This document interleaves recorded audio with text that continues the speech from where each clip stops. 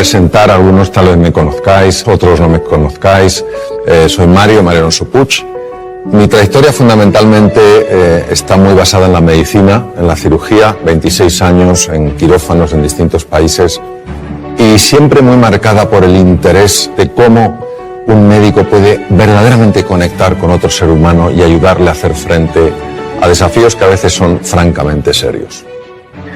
Mi formación fue una formación muy técnica, muy científica, que yo completé buscando qué podía hacer que la comunicación, qué podía hacer que la conversación activara mecanismos en el cuerpo que favorecieran la curación. Topé con una ciencia que estaba en sus orígenes, la psiconeuroinmunobiología, que estaba empezando a investigar esto, cómo la mente, a través del sistema nervioso y del sistema endocrino, puede afectar nuestro sistema de defensa, que es el sistema inmune. Aquello me llevó a profundizar en otros campos, el liderazgo, la comunicación, y de alguna manera a tomar perspectiva sobre nuestra forma de tratarnos unos a otros, nuestra forma de hablar unos con otros, nuestra forma de entendernos a nosotros mismos, a los demás y al mundo. Y si bien la medicina es una ciencia apasionante, el ser humano es la cuestión infinita. Empiezas y nunca acabas. Bueno, mi interés por la educación es mi interés por sacar del ser humano lo que verdaderamente tiene dentro. Yo no creo que ningún ser humano esté llamado a la mediocridad. No lo creo, realmente es que no lo creo. Creo que todo ser humano está llamado a la grandeza, y la grandeza no la define la cultura, la grandeza es una cosa que la define nuestra propia naturaleza. La palabra educación en el fondo quiere decir sacar de dentro, es decir, no somos cubos vacíos que hay que llenar, sino fuegos que hay que encender. Y en este sentido me gustaría contaros una historia que a mí personalmente me ha marcado mucho. He hablado en distintos foros sobre esta historia porque señala lo que para mí es la diferencia entre profesores y maestros. En 1951, en la ciudad de Detroit, nace un joven, un chico de color, que pronto nota lo que es la pérdida, porque siendo jovencito el padre se va. Y se queda la madre, una mujer que no tenía estudios, una mujer que, bueno, se había dedicado a cuidar de sus hijos, y se ve con esta situación, con la situación de que tiene que sacar adelante una familia sin que en ese momento entrara ninguna ayuda económica. Se dedica a limpiar apartamentos, a limpiar hospitales, etcétera, etcétera. Y claro, cuando uno ha vivido en la ciudad de Detroit, como he vivido yo trabajé en un hospital que se llama Henry Ford, en neurocirugía. Cuando uno ha vivido en la ciudad de Detroit, pues se da cuenta que Detroit pues, es una ciudad apasionante, pero en ciertas épocas de la historia ha sido una ciudad bastante complicada. En los años 50 verdaderamente había un apartheid, una especie de apartheid, es decir, las personas de color se tenían que sentar en sitios distintos que las personas blancas, tenían que ir a baños diferentes, etcétera, etcétera. Y claro, este chico era un chico de color, era un chico pobre, y que pronto pues fue destacando no por su talento, sino por lo que consideraban que era su estupidez. Tampoco por su serenidad, sino más bien por su tendencia, su temperamento violento. Cualquiera que hubiera tenido, digamos, una bola de cristal habría imaginado que este chico habría acabado sin duda en un penal en los Estados Unidos, si no muerto en un combate entre bandas enfrentadas. Pasaba sus ratos, se olvidaba de su triste condición viendo programas de televisión, hasta que un día su madre decidió que iban a ver menos televisión y se iban a dedicar más a leer libros. Y les obligó a leer libros yendo a la biblioteca pública de Detroit, ya que ellos no tenían dinero para comprar libros, y el joven Benjamin empezó a enamorarse de los libros. Un buen día llega al colegio. Quiero que entendáis que en el colegio este niño tenía las peores notas, su performance era francamente lamentable, las notas eran pésimas y lógicamente en poco tiempo sería expulsado del colegio. Pero había un profesor, el profesor de ciencias, que verdaderamente era un maestro. Él creía que en todo ser humano hay grandeza, que en todo ser humano hay potencial, y que la misión de un maestro es ayudar a que ese potencial se despliegue y florezca. Pero no conseguía que este chico de alguna manera respondiera a los distintos intentos que había hecho para que ganara confianza en sí mismo. Un día el maestro aparece con una piedra muy rara, la levanta delante de la clase y pregunta: ¿qué es esto? Se produce un silencio porque nadie sabe lo que es eso, salvo una persona, que ya os imagináis quién era: Benjamin. Pero Benjamin era el tonto de la clase. La primera pregunta es ¿por qué lo sabía Benjamin? Benjamin lo sabía porque en la biblioteca pública se había dedicado a leer libros de ciencias y por casualidad o sincronicidad, quién sabe, había encontrado libros sobre minerales y había una foto de esa piedra. Pero ¿vosotros pensáis que el tonto de la clase se atreve a hablar? No, porque tú mismo ya matas la respuesta antes de que nazca, es imposible. Si no lo sabe el resto, tengo que estar equivocado aunque parezca que estoy en lo correcto. Pero el profesor sostenía en la roca: de verdad que nadie sabe lo que es esto de roca. Y tímidamente el joven Benjamin alzó la mano.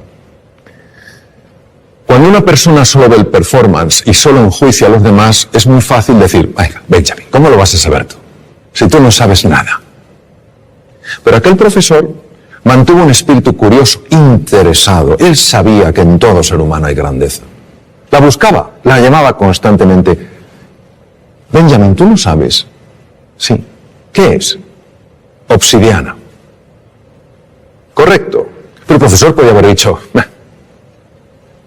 todo el mundo puede tener suerte en esta vida. ¿Podría haber dicho eso? No.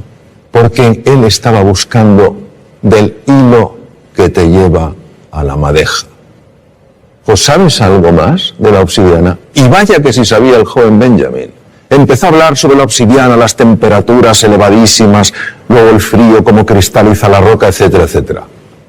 Lo que podría parecer una cosa sencilla, sin más importancia, banal, supuso un antes y un después en la vida de este chico, porque este chico recuperó la confianza en sí mismo, creyó que era posible aprender, creyó en sí mismo, creyó que a pesar de su triste cuna, por decirlo de una manera, podía tener un brillante futuro.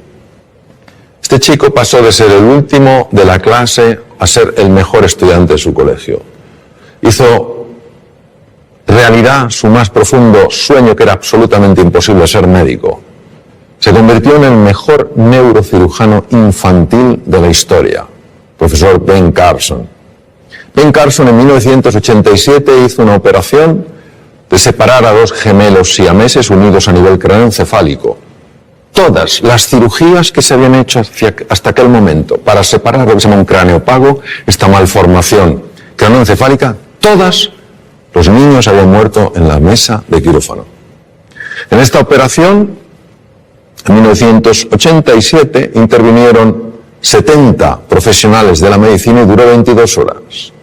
Los dos niños salieron adelante, vivieron y estuvieron bien y sanos. Él aplicó técnicas especiales de cirugía cardíaca a la neurocirugía. A nadie se le habían ocurrido. Entonces lo que os quiero transmitir es esto. Es un ejemplo de cómo en todo ser humano hay potencial, en todo ser humano hay grandeza. Y tenemos, entiendo, que tener esta disposición a crear espacios de oportunidad para que esas personas puedan mostrar lo que en realidad siempre han tenido y siempre tendrán, pero que no todo el mundo mostrará si no ve ese espacio de oportunidad. Por favor. Hola Mario, soy María. María. Como educadora, creo que la motivación es necesaria para el aprendizaje. Y tú dices que hay 6 motivaciones fundamentales para una persona. ¿Podrías hablarnos de ellas? Sí, es una gran pregunta. La motivación es lo que nos mueve a la acción. Y hay efectivamente 6 motivaciones que además están presentes en las distintas culturas. Es una mezcla de nuestra naturaleza y también el entorno cultural. La primera es la motivación de estar en entornos seguros, de poder controlar lo que pasa, de saber que el suelo que pisamos es un suelo firme. La segunda es una motivación de sentirnos reconocidos, sentirnos valorados, de tener un cierto estatus. La tercera es que pertenece al grupo. Que lleguemos a un sitio y entendamos, sintamos que nos acogen, que no nos desprecian, que no nos marginan. La cuarta motivación es una motivación al desafío, al reto. Sí. Si en la vida no hubiera retos, María, sería muy aburrido. Yo sé que a veces nos gusta mucho estar en la zona de confort, pero durante un tiempo. Al cabo de un tiempo no hay quien lo aguante. Entonces ese reto, ese desafío es una motivación importante. La quinta motivación es la de crecer, mejorar y progresar. Y la sexta es la de contribuir al bienestar de otras personas, el tener una vida con propósito. Lo más importante son las motivaciones fundamentales que nos mueven dentro de las 6. Si una persona toda su fuerza la lleva a la aventura, la lleva al descubrimiento, al reto, y sin embargo no cuida un poco la motivación de la seguridad, pues a lo mejor se puede meter en aventuras insensatas, ¿no? Pues hay un equilibrio natural que hace que las personas nos mantengamos de alguna manera en una línea razonable. Cuando alguna de ellas toma una preponderancia o una significancia demasiado grande, es cuando podemos tener ciertos problemas. ¿Te respondí, María? Hola Mario, soy Lorenzo y soy maestro, y veo que hay jóvenes en la familia y en la escuela que todavía no han descubierto sus talentos, ni siquiera saben que tienen talentos. Entonces la pregunta es, ¿cómo podemos captar esos talentos y cómo podemos potenciarlos? Fíjate, si nadie se ha dado cuenta, ni en la familia, ni en la escuela, que ese joven tiene talento, yo diría que el problema no está en el joven, está en la familia y en la escuela. Es decir, eso es lo primero que tenemos que ver, que todos tenemos la responsabilidad de buscar el talento, de conectar y de ayudarle a florecer. Pues fíjate, el talento, una forma de descubrirlo es curiosa. El talento viene muy marcado por algo que se te da especialmente bien, pero es tan natural en ti que nunca le has dado importancia. Nunca le has dado importancia. Porque para ti es natural, fluye. Y con frecuencia los demás te lo dicen, pero no te lo dicen como, oye, vaya talento tienes, sino mejor, oye, que bien se te da hablar, que bien se te da escribir, que bien se te da dibujar, que bien se te da moverte, que bien se te da resolver conflictos. Y como es natural, no le das ningún valor. Mi experiencia a lo largo de los años me viene a mostrar que uno ha de buscar el talento en aquello que le es natural, porque el talento siempre deja huella, siempre se expresa. Y hay cosas que nos pueden parecer que son irrelevantes. Yo, por ejemplo, me decían de jovencito, oye, cuando cuentas una historia es que nos quedamos absortos. Yo jamás pensé que esto tendría tanto impacto con mis enfermos. Cuando les contaba a mis enfermos las cosas, cómo íbamos a luchar juntos contra la enfermedad, etcétera, etcétera, y yo veía que se producía un estado de ánimo en ellos sorprendente, tampoco pensé que eso tuviera especial valor, ni que me dedicara luego en la segunda etapa de mi vida mucho más al tema de la comunicación, a escribir. Pues eso es lo que quiero decir, que todo ser humano tiene un talento, y ese talento va dejando huellas, va mandando mensajes, y tenemos que ser un poco más sensibles para entender que el talento tiene muchas formas. Y luego, por otra parte, te diré, Lorenzo, que es muy importante mirar a todo ser humano como se mira aquello que ves como sumamente valioso. De toda la conversación, lo más importante es la forma de mirar. Porque la forma de mirar tiene la capacidad de transmitir con enorme hondura cómo tú estás viendo a esa persona. Cuando tú miras a un ser humano como se mira aquello que es valioso, como somos espejos frente a espejos, esa persona empieza a reconocer su propio valor. Y en ese reconocimiento es más fácil que cualquier talento, cualquier capacidad encuentre un espacio natural para desplegarse. Yo creo que para mí eso es clave.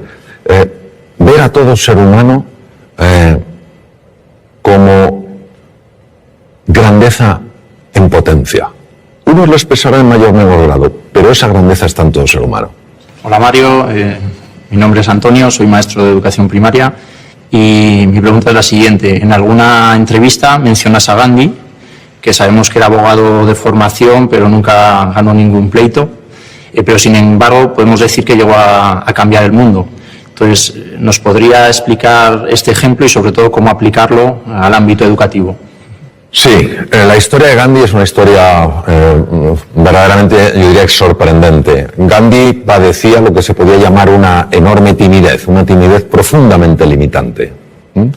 Como tú has comentado, él se formó como abogado en Inglaterra, ejerció en Bombay y no ganó ningún pleito.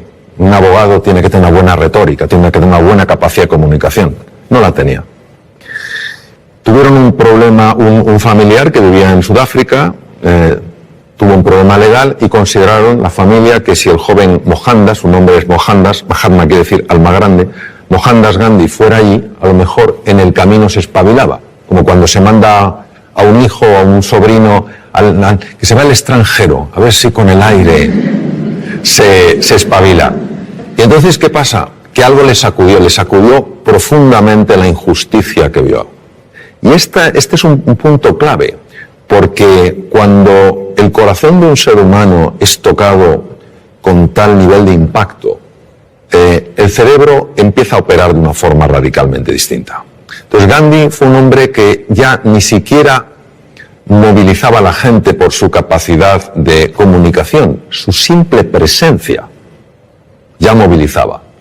¿Qué nos quiere decir esto? Nos quiere decir un poco pues lo que hemos estado hablando antes, que no cabe duda que el elemento genético cuenta, ¿cómo no va a contar? No es el definitivo. Marca una tendencia, pero no determina. Influye, pero no determina. ¿Qué ocurre? Que para que uno dé la vuelta a esa tendencia tiene que tener una fuerza, una motivación. Antes preguntaba María por la motivación. Una motivación lo suficientemente potente para que el cerebro empiece a trabajar de una manera radicalmente distinta. Es lo que te diría. Por eso nunca hay que dar a nadie por perdido. Imaginemos que hubieran dicho, este Mohandas, que no sabe ni siquiera hablar en un juicio. El ser humano siempre nos va a sorprender. Es lo que te diría yo. Y enhorabuena por tu profesión porque es preciosa. Y a la edad en la que tú intervienes, el impacto es impresionante. Impresionante. Mi nombre es Pablo y te quería preguntar ¿cuál es para ti la clave de la educación? Querer a los niños. Para mí la clave de todo en la vida es querer. Querer a las personas con las que estás, quererte a ti, querer a la vida, querer a la naturaleza, querer el progreso, querer el bienestar, es querer.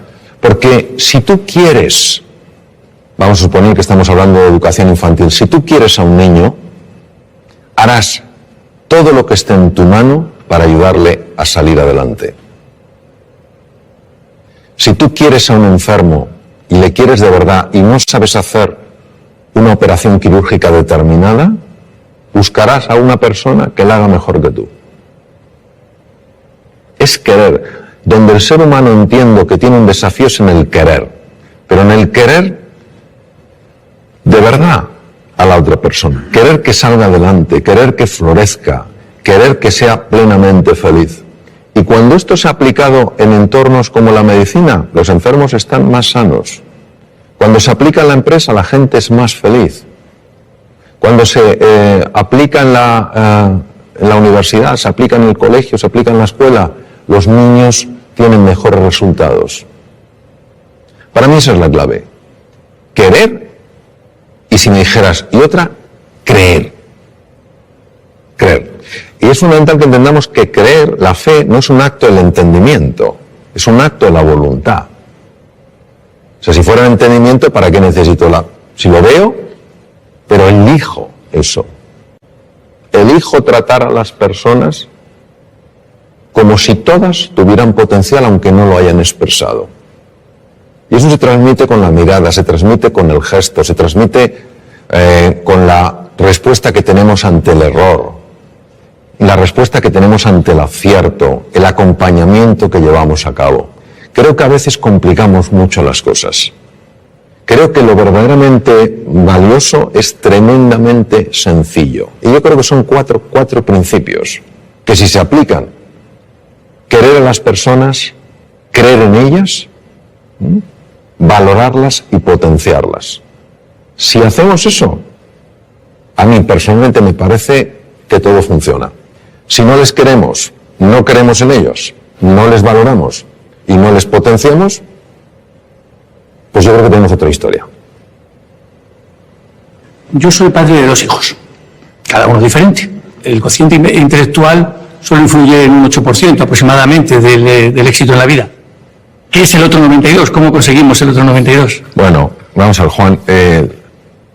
Cuando se habla de porcentajes, hay que entender que siempre hablamos de forma aproximada. Eso es como cuando a veces me dicen, oye Mario, ¿es verdad que solo se utiliza el 1% del cerebro? Digo, ¿es que acaso conocemos cuál es el 100%? Si no conocemos cuál es el 100%, no podemos saber lo que es 1%. Pero hay muchos estudios que avalan lo que tú has dicho. Es decir, el test de cociente intelectual, que se llama corrientemente de coeficiente intelectual, lo correcto es de cociente intelectual, fue creado en 1912. Y se convirtió en aquella época, fíjate, cambió por completo la orientación que le dio el descubridor, el creador, quería dar una orientación para que cuando se vieran cocientes intelectuales que no correspondían a la edad, es decir, cuando la edad mental y la edad biológica no correspondían, que a esos niños se les tratara con especial afecto, con especial cariño y se pusiera a especial disposición para que subiera. Pero fue interpretado o fue utilizado como sistema de cribaje, listos y el resto. Listos y el resto. Uno de mis maestros, el profesor Howard Gardner, dedicó montones de años de su vida a estudiar la inteligencia y se dio cuenta de que ni siquiera podemos hablar de una inteligencia. La teoría de las inteligencias múltiples. Y hay 2 inteligencias, que son la intrapersonal, que es la capacidad de reconocer tus estados emocionales y de poderlos modificar de forma positiva. Y la interpersonal, que es la capacidad de entender qué pasa en la otra persona y relacionarte con lo que pasa en la otra persona, que son absolutamente claves en el éxito en la vida. Una persona que no sepa gobernar sus estados de ánimo, que un día se levante sin ganas de hacer nada y ese estado de ánimo no lo pueda alterar, o que un día tenga ira y no sepa canalizar de una manera positiva y adecuada esa ira, o tenga miedo y no pueda superar su miedo, es difícil que progrese en la vida. Una persona que no sepa entender a los demás, que no sepa resolver conflictos, pues es difícil que progrese en la vida. Pues estas 2 inteligencias no existen en el test de cociente intelectual, como no existen otras. La inteligencia musical, la inteligencia kinestésica, la naturista, la espiritual, no están. Entonces, ¿qué ocurre? Que vista la relación que hay entre éxito en la vida, un sentido amplio, a lo mejor hay que redefinir lo que es el éxito, y cociente intelectual, se ve que efectivamente un porcentaje enorme de personas que han tenido éxito, ese éxito no es atribuible a su test de cociente intelectual. Esto es magnífico porque no niega que el cociente intelectual sea importante, lo que hace es expandir nuestro concepto de inteligencia. Entonces, sobre tus hijos. Efectivamente, tus hijos son diferentes y es maravilloso que los veas así. Porque si no los vieras diferentes, si los vieras como tú, es que a lo mejor estás proyectando en ellos tu propia forma de ser, ¿no? Habrá uno de tus hijos, tal vez tenga un tipo de inteligencia, el otro tendrá otra. Lo que es importante es que siempre, cuando estén contigo, sientan que son inteligentes. Hemos caído en el tremendo error, y una persona de la que yo aprendí mucho, es el Ken Robinson, lo marca mucho, como de hacer que solo un tipo de persona es la adecuada, ¿no? Necesitamos múltiples perfiles. Un pavo real no es ni mejor ni peor que una águila real. Entonces, cuando un hijo nota, siente que es valioso, que tiene inteligencia, que tiene una forma distinta de procesar que el otro, su autoestima no es dañada. Es que la autoestima es clave porque al final nuestra capacidad de hacer frente a los desafíos o nuestra incapacidad, la mayor parte de las veces nada tiene que ver con el mundo real, tiene que ver todo con el mundo mental. Te voy a poner un ejemplo. En Reino Unido se hizo un estudio fascinante. Se hicieron dos grupos, se buscaron dos grupos de estudiantes homogéneos en cuanto a edades, aproximadamente con el mismo background cultural, pero con dos diferencias. Una de ellas era que uno de los grupos eran teóricamente chicos bastante más inteligentes que el resto según el test de cociente intelectual. Pero estos que eran más inteligentes objetivamente de acuerdo al test de cociente intelectual pensaban que la inteligencia era algo fijo, que no se podía expandir. El otro grupo era un grupo de chicos teóricamente con menor inteligencia según el test de cociente intelectual, pero que creían que la inteligencia con el esfuerzo se expande. Les pusieron una serie de problemas de matemáticas complejos. El grupo de los chicos, entre comillas, más inteligentes, al ver que no lo podían resolver y dar por hecho que la inteligencia no se expandía, abandonaron. El tiempo no era un tiempo reducido, les daban tiempo. Abandonaron, diciendo, si no soy capaz de entenderlo, no hay nada que hacer. Me falta la inteligencia necesaria para hacer frente a este problema. Los otros chicos tampoco sabían, y de hecho partían de un nivel inferior, pero creían que la inteligencia se expandía con el esfuerzo, y siguieron, y resolvieron los problemas matemáticas. Es decir, quedaron mejor. Y eso es lo que te quiero decir, que el componente emocional, el componente autoestima, el componente confianza en ellos y en sus posibilidades es absolutamente crucial. Ellos acabarán encontrando su camino, pero no encontrarán su camino si creen que no son capaces de encontrarlo. Para mí tu libro Reinventarse es una magnífica lectura para momentos complicados y personas que pueden necesitar un cambio en su pensamiento. La pregunta es, ¿qué dice la ciencia acerca de ese cambio de pensamiento? Bueno, la ciencia, Lorenzo, incluye múltiples campos. Entonces me voy a referir, si te parece, a la neurociencia. ¿Te parece? La neurociencia en esto es absolutamente clara, y de hecho Reinventarse lo basé en lo que la ciencia ha descubierto, la neurociencia. Sobre todo lo que se llama la neurociencia afectiva, ¿no? Cómo el cerebro procesa las emociones y los afectos. Sentimientos y emociones están conectados, pero son dos cosas distintas. Y es un tema fascinante que, fíjate la envergadura que tiene, que ya nuestro premio Nobel, Santiago Ramón y Cajal, premio Nobel en 1906, ya lo intuyó. En aquella época era imposible con la tecnología del momento poderlo demostrar, pero era un hombre tan absolutamente genial en su forma de ver las cosas que él lo intuyó, cuando dijo: todo ser humano, si se lo propone, puede ser escultor de su propio cerebro. Las personas muchas veces no cambiamos no porque no se pueda cambiar, sino porque no estamos dispuestos a hacer lo que hay que hacer para cambiar. Ni tenemos el nivel de inspiración y de ilusión suficiente como para estar verdaderamente comprometidos y levantarnos después de cada caída, ni tenemos una estrategia que funcione y que podamos aplicar, ni a veces tenemos la disciplina necesaria para ir incorporando ciertas prácticas en el día a día. Cuando uno tiene la inspiración, es decir, ves una posibilidad en tu vida que dices: oye, si esto apareciera en mi vida, oye, voy a otro nivel. Cuando tenemos una estrategia que no tiene que ser ni sofisticada ni compleja, sino sencilla, estos son los pasos que debes seguir. Y cuando tú cada día te vas entrenando, es inevitable que se produzca un cambio en la citoarquitectura del cerebro. Es inevitable. Se forman nuevas conexiones, se forman nuevas vías y se forman nuevas neuronas, al menos en dos lugares. Uno no viene al caso porque no tiene en principio demasiada relevancia en el mundo en el que estamos hablando, pero el otro sí, que son los hipocampos. Los hipocampos de alguna manera no solo procesan mecanismos muy complejos en relación con la memoria, sino que también controlan unos núcleos que se llaman núcleos amigdalinos, donde está el núcleo central del miedo, es decir, hacen que veamos las cosas con menos miedo.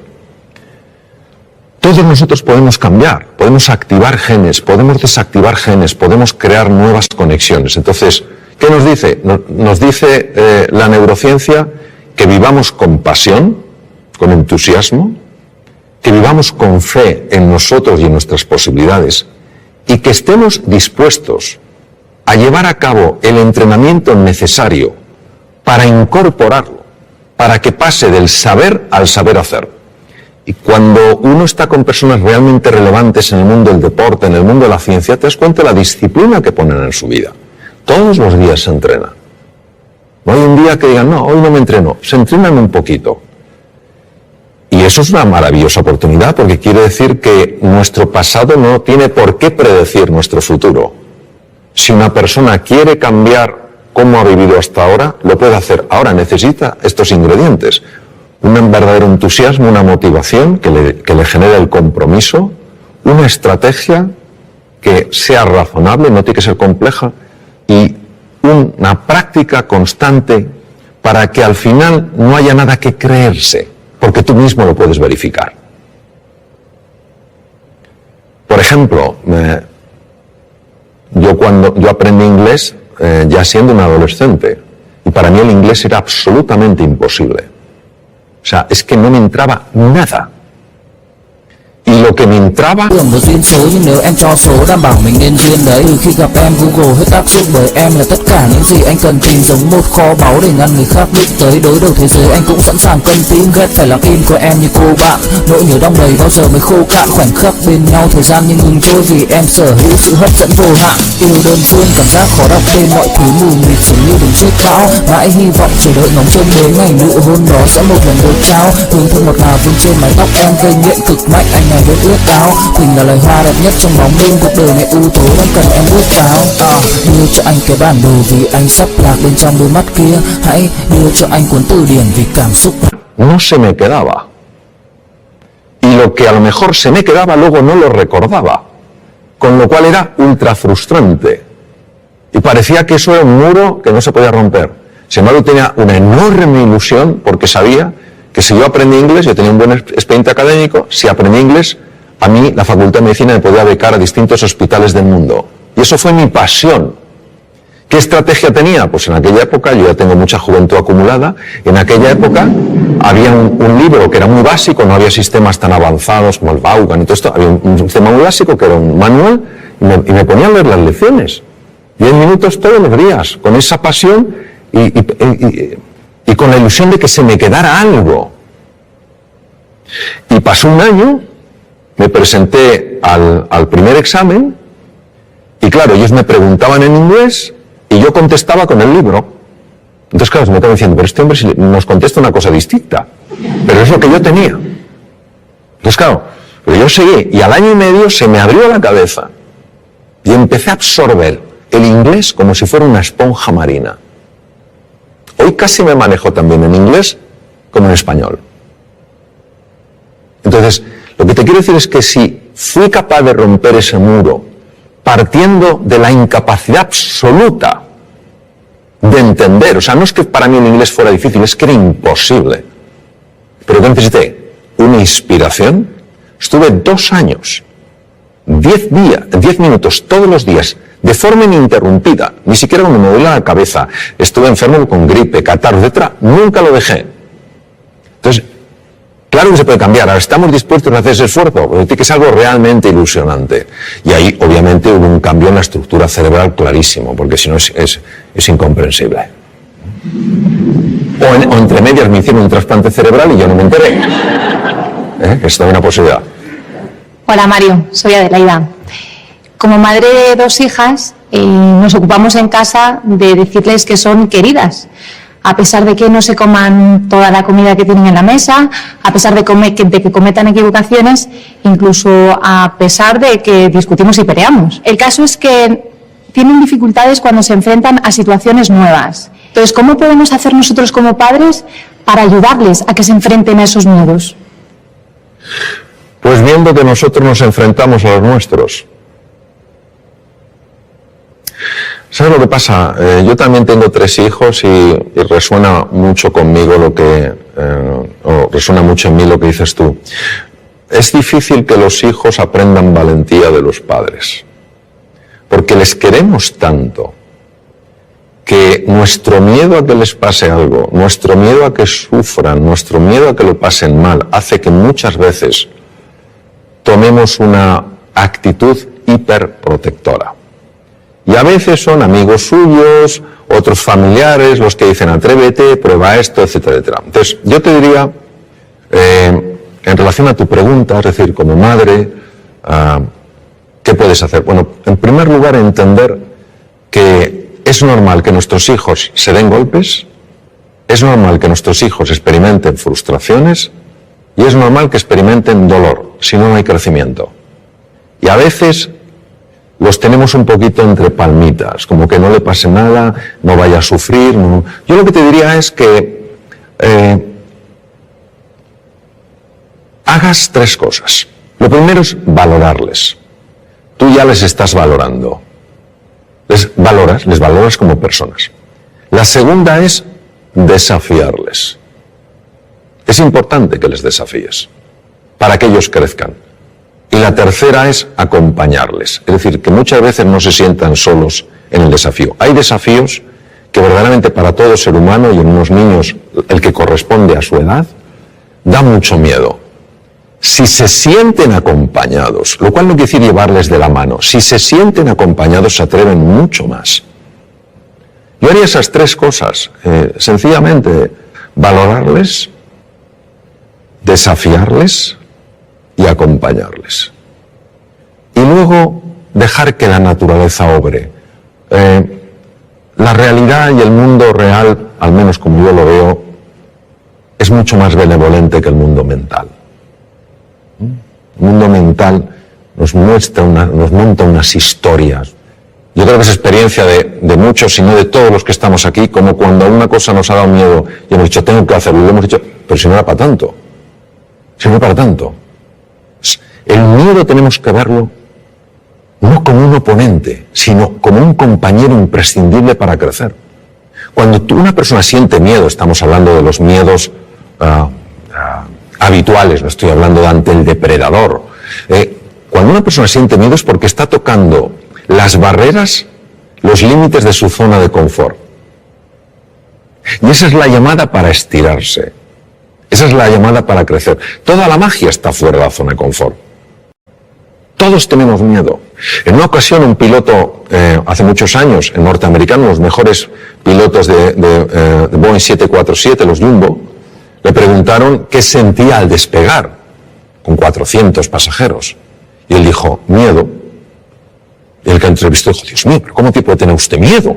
Así que dijo, no, yo tengo miedo, que no es lo mismo que el miedo me tenga a mí. Cuando yo tengo miedo, tengo un nivel de atención, un nivel de alerta, un nivel de eficiencia que no tendría si para mí fuera algo banal, estaría mucho más despistado. Ahí estoy atento. Pero el miedo no me tiene a mí, es decir, yo no estoy en pánico. Es completamente diferente. Entonces ese puntito tenemos que verlo. Y luego que vean en ti también, como yo procuro, con mis errores, por supuesto, que vean en mí que hay una coherencia entre lo que decimos y lo que hacemos. Porque al final nuestros hijos no van a hacer lo que les digamos, van a hacer lo que vean. Hola Mario, mi nombre es Fernando y soy director pedagógico en un colegio. Mi pregunta está relacionada con el micromundo que es siempre un aula. ¿Por qué es tan importante el estado de ánimo de alumnos y profesores en el proceso de aprendizaje y qué estrategias podremos utilizar para conseguir que ese estado de ánimo sea el óptimo?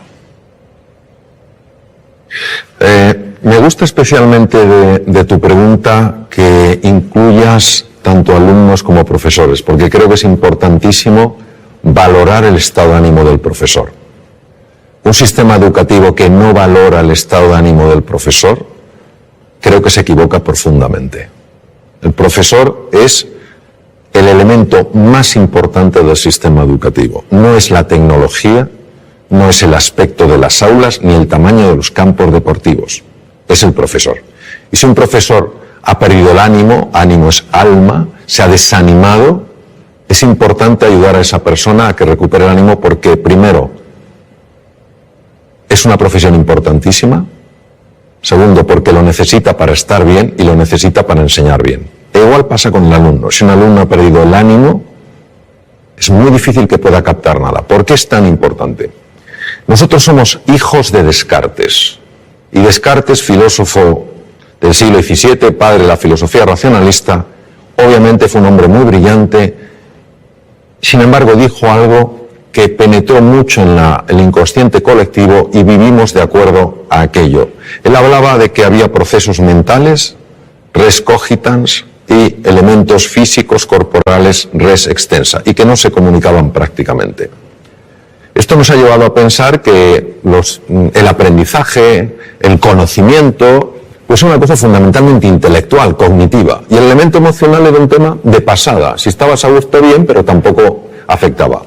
Uno de mis maestros, Antonio Damasio, escribió un libro precioso con un gran componente científico que se llama El error de Descartes, donde claramente muestra que si tú aboles, dañas la parte emocional, inevitablemente estás perturbando y dañando seriamente la parte cognitiva.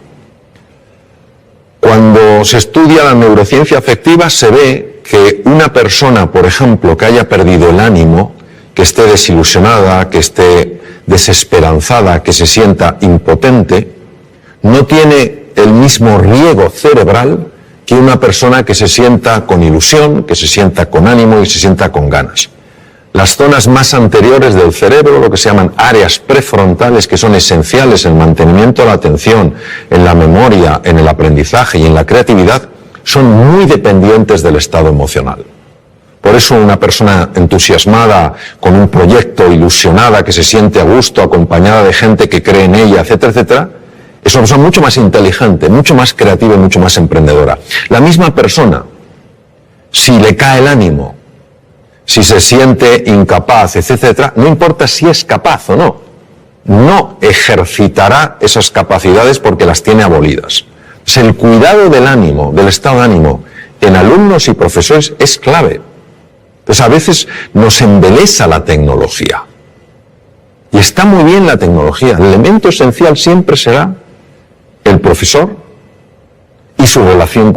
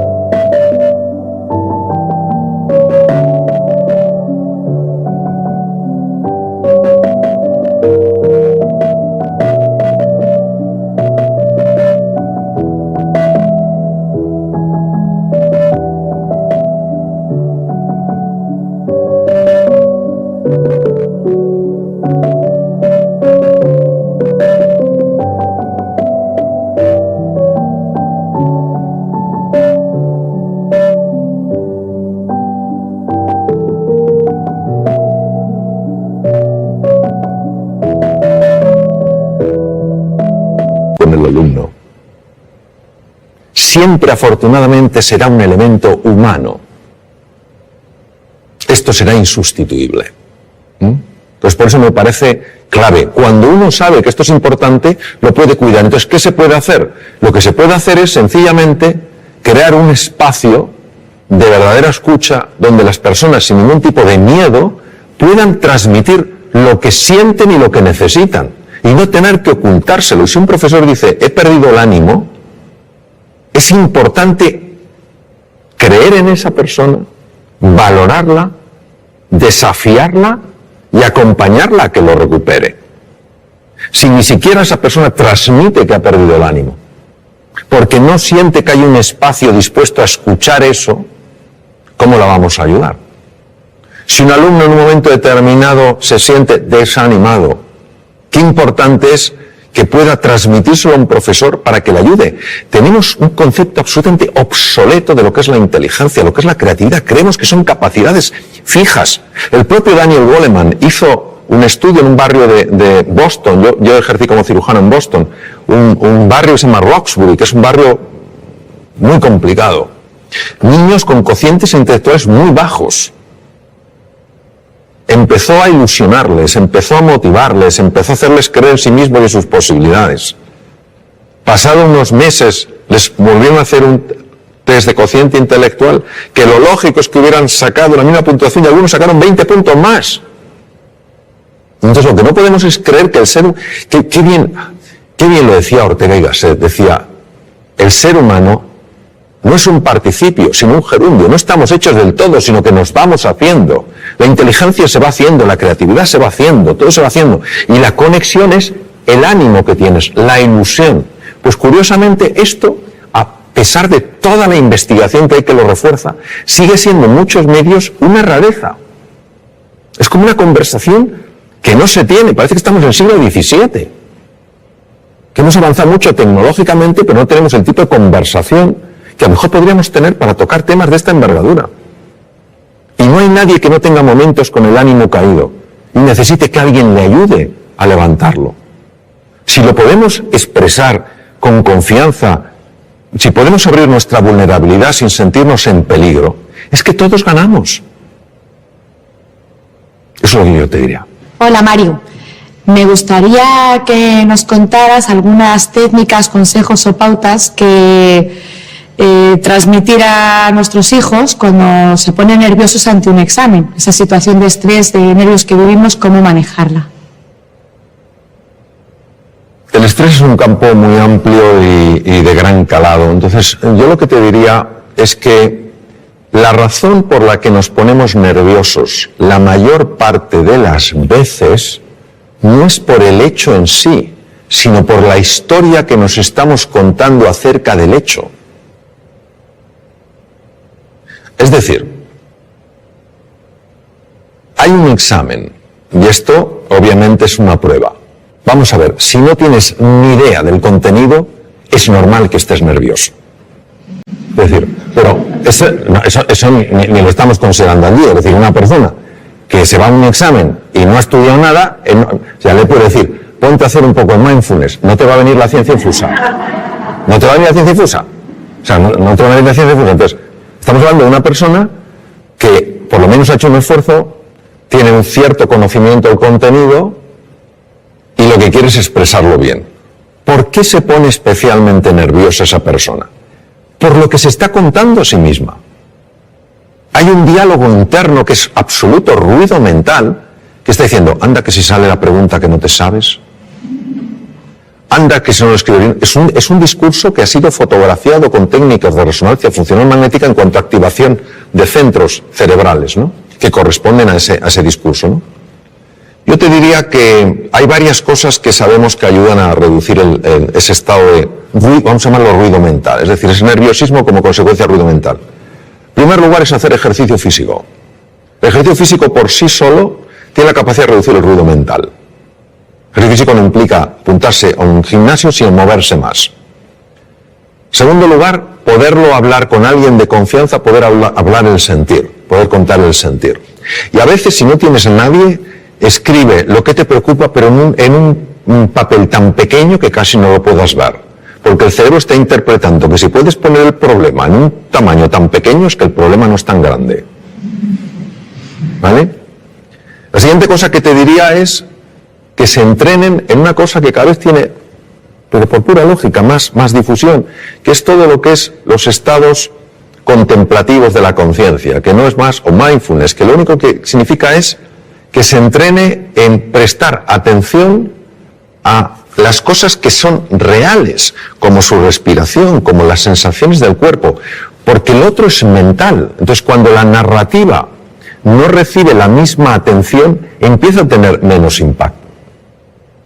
Y hay una cosa que es clave en el adiestramiento, y yo he visto su tremenda eficacia, que es acostumbrarte a traer la atención al aquí y a la ahora. Es decir, por ejemplo, vamos a suponer que uno de tus hijos está preparándose para el examen y está nervioso como puede estar uno de los míos y cualquiera de nosotros. Esto es una cosa que todos podemos compartir y relacionarnos perfectamente con esa situación. Entonces, claro, empieza a pensar, no, si hubiera estudiado más, si ya me lo decía mamá, no veas tanta tele y estudia un poco más, y no lo he hecho. Anda que si ahora lo hago mal el examen, fíjate qué cosa, qué truco tan sutil y demoledor de lo que se llama la mente dualista. Te está llevando para atrás a lamentarte y te está llevando al futuro a preocuparte. Te priva de fuerza en el presente. Y una cosa que procuro entrenar todo lo que puedo es cuando veo que me estoy lamentando de algo del pasado, inmediatamente vengo al presente. Porque caemos en la tentación de pensar que cuando miro atrás para lamentarme de algo no lo volveré a repetir. Es mentira. Es un truco para que te sientas fatal. Eso es como cuando uno ha decidido reducir su ingesta, lo que come, y llega el momento del postre. Y se acerca el camarero y te dice, por cierto, la especialidad aquí son los postres. Y entonces tímidamente preguntas, ¿no tendrá algo de chocolate? Y dice, señor, la mejor tarta de chocolate del mundo. Entonces es como un deseo irrefrenable de comerte esa tarta de chocolate. Entonces te la comes y cuando te la has comido empiezas a sentirte culpable. ¿Cómo te has comido? Es la misma mente jugando de tal manera que te tenga siempre atrapado. Primero, hace que esa tarta de chocolate sea absolutamente tentadora. Y lo segundo, hace que te sientas culpable. Yo me pregunto, ¿hay alguien que por sentirse culpable ha cambiado alguna conducta? No. Llega la próxima tarta de chocolate y vuelves a caer. Entonces, lo que te quiero decir, cuando se habla tanto del aquí y el ahora, parece que tiene una connotación metafísica o filosófica. No es así, es tremendamente práctica. Cuando tú estás aquí y ahora, la mente no tiene la capacidad de meter tanto ruido. Lo que genera nervios es la mente. Pongamos el ejemplo de un opositor. Este sí que es un examen donde una persona se juega 3, 4, 5 años de estudio, 13 horas diarias, saliendo como mucho un día o medio día a la semana, y hipotecando toda su vida profesional a ese examen. 300 temas, se lo sabe. Llega, le dan al bombo, tema 120, y se queda en blanco. Se retira, se levanta la silla, se va, y justo le sale el tema 120. ¿Se lo sabía? Sí. ¿Por qué no ha salido? Porque la narrativa ha empezado a decirle, nunca serás notario. Ese es el problema. Es un entrenamiento. Porque hay que ir en contra de un condicionamiento mental previo. El tema es, ¿cuánto nos va a costar? Yo no creo que esa es la pregunta. La pregunta es hasta dónde nos puede llevar. Hola Mario, soy María. ¿Nos podrías contar qué es el mindfulness y cómo funciona? ¿Y qué evidencias científicas tiene? Sí, claro que sí, María. Lo que pasa es que lo voy a contar de una manera muy visual, porque yo creo que lo vamos a ver mejor. Vamos a suponer que tú y yo estamos dando un paseo, entramos en un parque y vemos un lago, no muy grande, pero un lago. Entonces nos asomamos a ver qué hay en el fondo del lago y si el lago es profundo o no lo es. Pero no podemos ver el fondo. ¿Por qué no lo vemos, María? Porque está el agua turbia. Muy bien. Una de ellas es que el agua esté turbia. Si el agua está turbia, no podemos ver el fondo. Y si el agua no estuviera turbia, sino que fuera absolutamente cristalina,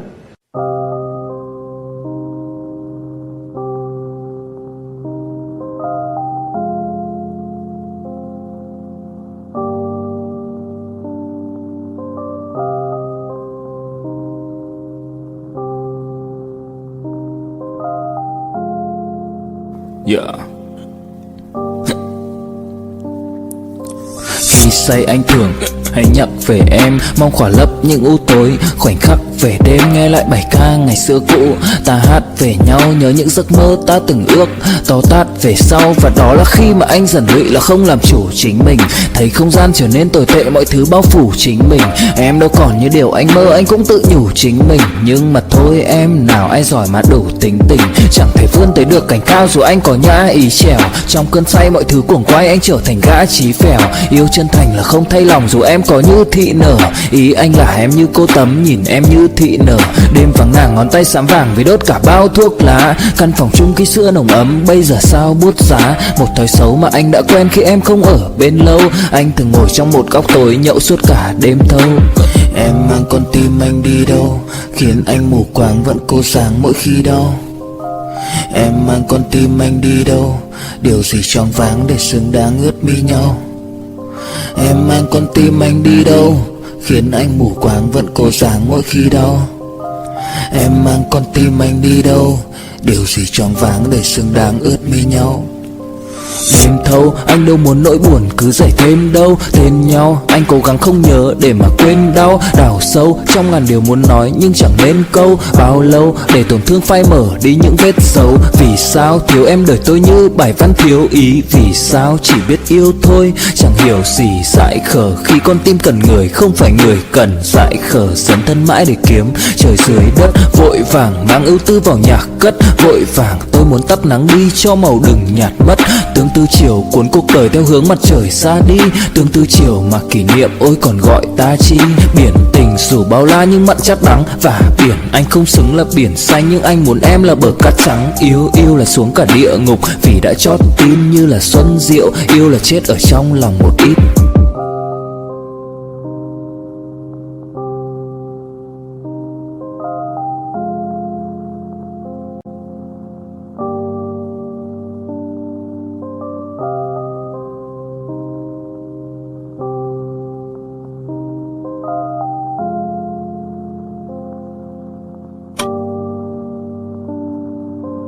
¿Por qué no vemos el fondo? Pues a lo mejor no vemos porque ese agua está agitada.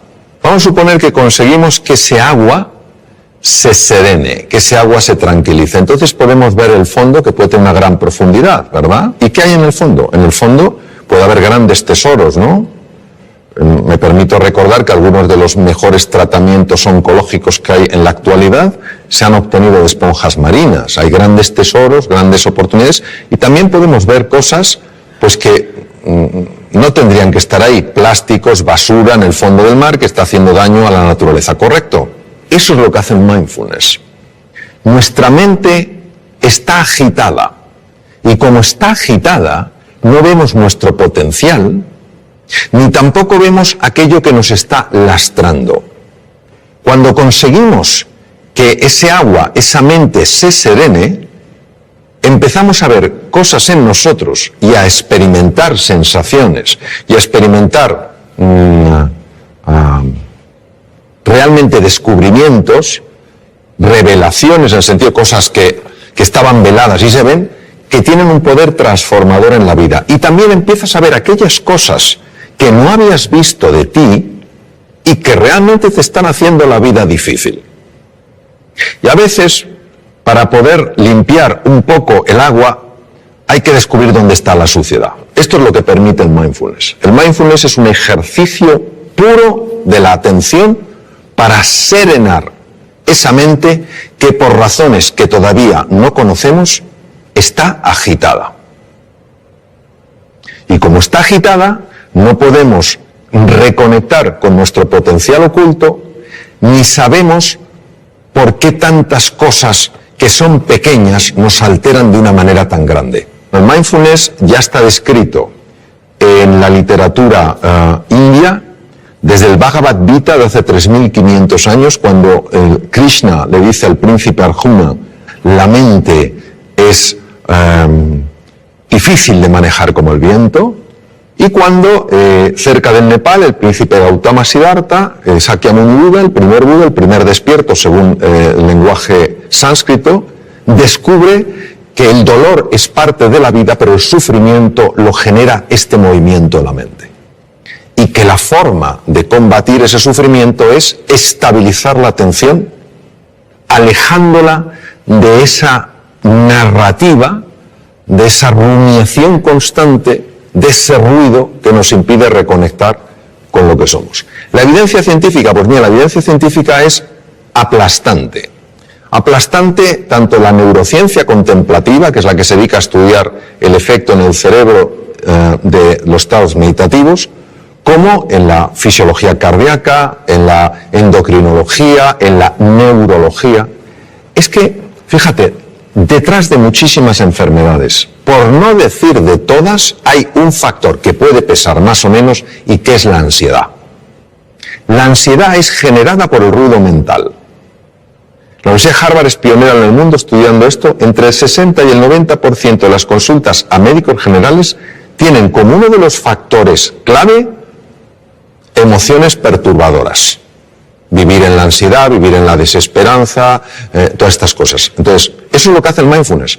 A nivel de cerebro, pues por ejemplo, a nivel de cerebro unas cosas que hace es reducir el volumen de la amígdala. La amígdala, que no son estas, están en el cerebro. La amígdala es un núcleo que contiene grupos de neuronas muy relacionadas con el miedo y con la ira. Se ha podido observar con resonancia funcional magnética, que es una técnica de imagen para ver las partes más activas, una reducción en el volumen de la amígdala. Es decir, una persona que practica este ejercicio de atención plena es menos propensa a vivir en miedo y en ira. Imaginemos lo que es esto para la humanidad. En segundo lugar, se ha visto un aumento del tamaño de la corteza prefrontal del lado izquierdo, que es muy importante, por ejemplo, porque tiene un enorme impacto en el sistema de defensa del cuerpo, el sistema inmune. Otra cosa que se ha visto es que un sistema que se llama sistema red neuronal por defecto, que es la que hace que estemos distraídos, empieza a amortiguarse, y otra red, que se llama red ejecutiva central, es mucho más activa, es decir, favorece que te des más cuenta de lo que pasa. Esto es importante, por ejemplo, para reducir la incidencia de accidentes. Se ha observado, por ejemplo, cambios en el sistema de defensa, en el sistema inmune. Gente que ha practicado mindfulness sin tener experiencia previa en absoluto, durante 5 días a la semana, a lo largo de 2 meses, 20 minutos cada día, han tenido aumentos entre el 12 y el 20% del sistema inmune. Alguien dirá, pues eso no es mucho. Ah, que te suban el sueldo un 12, un 20%. Mirad lo contento que te pones. Claro, una subida de un 12%, un 20% del sistema inmune es que no te cojas una gripe, o no te cojas un catarro, o si estás lidiando con un tumor, que tu cuerpo sea mucho más agresivo. Mejoras en el tubo digestivo. Te voy a contar una cosa que es alucinante. A mí me lo parece. El tubo digestivo controla el 80% del sistema de defensa del cuerpo. Está ahí. El tubo digestivo constituye otro cerebro, complejísimo, con 500 millones de neuronas.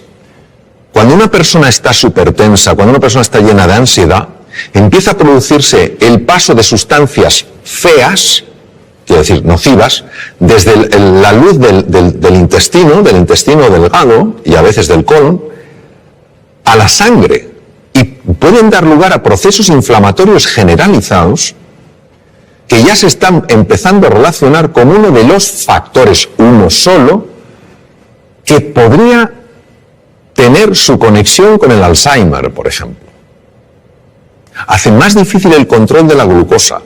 Es alucinante. Entonces, cómo el mundo emocional, perturbado por una mente agitada, acaba afectando todo el cuerpo. Hay estudios, por ejemplo, la aplicación de mindfulness a personas que están diagnosticadas de esclerosis múltiple, que es una enfermedad degenerativa del sistema nervioso, y se reduce la aparición de brotes, evoluciona por brotes, son menos intensos. Se está aplicando un montón de cosas, es decir, y además por centros tremendamente serios, donde la investigación no es cuestionable ni andan buscando especiales resultados, sino que están muy bien controlados. Lo que pasa es que esto, que tiene 3.500 años de antigüedad, solo le hemos dado una credibilidad cuando una serie de científicos se ha decidido a estudiar qué ocurre en el cerebro y en el cuerpo cuando una persona entra en estos estados de enfocarse en el aquí y en el ahora. Y también nos ayuda a darnos cuenta de la jaula de grillos que tenemos en la cabeza. Y que es una cosa difícil de creer. Que te pasa una cosa que te disgusta por la mañana y te estás rumiando hasta la noche. Porque parece que somos vacas. Y que el simple hecho de parar eso hace que el organismo, que tiene una capacidad natural de recuperación, pueda recuperarse. No hay nada mágico aquí. Bueno, sí hay mágico, que la vida es mágica. Eso es lo que hay de mágico. Pero a veces estos diálogos que tenemos bloquean la magia, no porque la anulen, sino porque no la dejan florecer. Te voy a decir que la mayoría de los seres humanos se mueren con la música dentro sin haberla oído sonar. ¿Qué quieres decir exactamente con eso? Y bueno, para los futuros padres, ¿qué podemos hacer para que nuestros niños no les pase esa cosa, ¿no? Recuerdo una cosa que leí de Víctor Hugo que me impresionó mucho, ¿no? Víctor Hugo decía, el problema nuestro no es que nos vamos a morir, es que no sabemos cómo vivir. Y había un filósofo danés Søren Kierkegaard, que decía: la vida solo se puede vivir mirando hacia adelante, solo se puede entender mirando hacia detrás. En los momentos donde ya esta existencia nuestra se acaba y una persona mira hacia atrás, y lo sabemos sobre todo por los escritos de Elisabeth Kübler-Ross, que estuvo con muchas personas en esa situación, uno se da cuenta de la cantidad de cosas que podía haber hecho y no hizo. Cuando yo hablo de la música, yo creo que todo ser humano tiene música. Lo que pasa es que está acostumbrado no a oír su música, sino a oír su ruido. No tiene nada que ver el ruido con la música. Y si te das cuenta y ves una partitura, si todas las notas fueran pegadas una detrás de otra, no tendríamos música, tendríamos ruido. Lo que hace que tengamos música es que haya espacios de silencio. Son esos espacios donde no hay ninguna nota los que permiten que en vez de ruido haya música. ¿Qué quiero decir? Quiero decir que esta vida, yo creo que el tiempo que la vivamos es una vida para vivirla con intensidad, con dificultades, con desafíos, que nos enfoquemos en lo que realmente es relevante. Que cuando llegue el final de nuestra vida, digamos como Neruda, confieso que he vivido. Que podamos decir, confieso que he vivido la vida y no que la he visto pasar. Y esa toma de conciencia, esa reflexión, es lo que creo que nos puede ayudar sencillamente.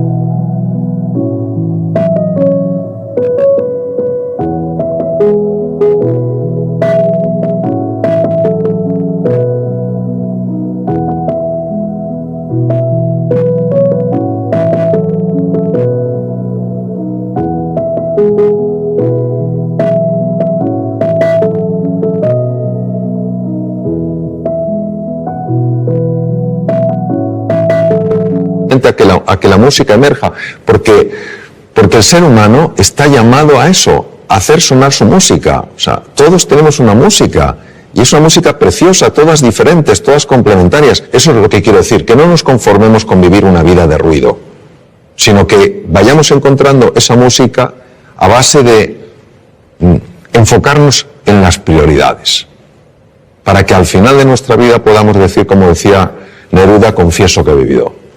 Hola Mario, soy Charo y mi pregunta es la siguiente. ¿Por qué los humanos tropezamos 100 veces con la misma piedra? Bueno, me temo que en este caso la respuesta será de menor nivel que la pregunta. Yo creo que los seres humanos tropezamos 100 veces sobre la misma piedra por falta de humildad. La humildad es para mí la virtud más grande que existe, porque es para una persona probablemente la más difícil de vivir plenamente, que no es la modestia, no es ser una persona así apocada, es la humildad de corazón. Cuando una persona es realmente humilde, y no lo digo por mí porque desafortunadamente no lo soy, pero sí por personas con las que he estado, grandísimos seres humanos con una humildad aplastante, son personas que tienen mentalidad de principiante. Es decir, puede ser un premio Nobel y te está escuchando como si fuera un alumno tuyo. Pero yo que le puedo enseñar a este hombre, pero está plenamente ahí. Cuando comete un error, lo que más le interesa no es buscar culpables, ni en él, ni en ella, ni en los demás, sino averiguar qué es lo que ha pasado. Es una mentalidad mucho más científica, interesada, curiosa, que una mentalidad enjuiciadora. Porque creo que cuando una persona es humilde y tropieza con una piedra, está dispuesta a reconocer que ha tropezado con una piedra y no a intentar ocultarse ante sí misma, ante los demás, qué ha sucedido. Porque creo que cuando una persona es humilde y tropieza con una piedra, se deja asesorar, pregunta, escucha, pide ayuda y se deja ayudar. Creo que nuestra soberbia nos mata, literalmente. no queremos aceptar las cosas como son. Queremos que sean a nuestra medida. Queremos que la vida se pliegue a nuestros deseos. Por eso no fluimos con la vida. Cuando aparece algo que no nos gusta, nos preguntamos ¿por qué? En lugar de ¿para qué? Y todo eso creo que es lo que hace que nos cueste aprender. Y si yo lo llevara a una metáfora, creo que la vida se vive en plenitud cuando el que pilota el coche es la conciencia. Y en el copiloto va el ego. Pero cuando el ego es el que pilota, te puedes tropezar 100, 1000, 100.000, que nunca aprenderá. Bueno, creo que ha llegado el momento ya de terminar. Aparte de expresaros mi profunda gratitud por las dimensiones tan amplias y profundas de vuestras preguntas, pues un poco resumir, tal vez desde otro ángulo, lo que hemos estado hablando, que es que el ser humano es indivisible. O sea, una persona puede tener un hígado, pero una persona es más que su hígado. No somos casos clínicos interesantes, sino seres humanos completos. Y que la faceta física, el cuidado del cuerpo, de la nutrición, el hacer ejercicio físico es muy importante. La faceta mental, dormir bien, dormir suficiente es importante. Es más importante dormir que comer, fisiológicamente hablando. Que la faceta mental es clave, que tenemos que aprender todos a gestionar mejor nuestra mente, a enfocarnos en lo esencial, a usar un lenguaje que nos ayude, no que nos anule, a interpretar las cosas de una forma que nos permita salir adelante, no quedarnos atascados, ¿no? Que el elemento afectivo es esencial, buscar lo positivo en las cosas, más que los porqués, los paraqués, más que los esques, pues tal vez los hayques, a lo mejor más que solo me queda, pues los aún me queda, ¿no? Y que luego hay una dimensión espiritual en la existencia humana que es muy importante y que nos abraza a todos, que es la vida con propósito, es decir, que nuestro propósito no es solo experimentar la felicidad, sino ayudar a otros seres humanos también a ser felices. Decía Martin Buber, un magnífico filósofo alemán, decía que se puede vivir como si fueras el centro de una circunferencia o se puede vivir como si fueras el centro de una elipse. Qué bonito, porque la elipse tiene dos centros, tú y yo, y así es como se construyen nosotros. Yo creo que todos en la dimensión espiritual lo que estamos llamados es a construir un nosotros, ayudarnos en este viaje fascinante que es la vida, en nuestras distintas facetas, y que la educación, se valore o no, es increíblemente valiosa. ¿Cuántas cosas no tendríamos que padecer si las hubiéramos aprendido a edades más tempranas? ¿Cuántos conflictos no surgirían si los hubiéramos aprendido a resolver en un entorno escolar cuando éramos más jovencitos?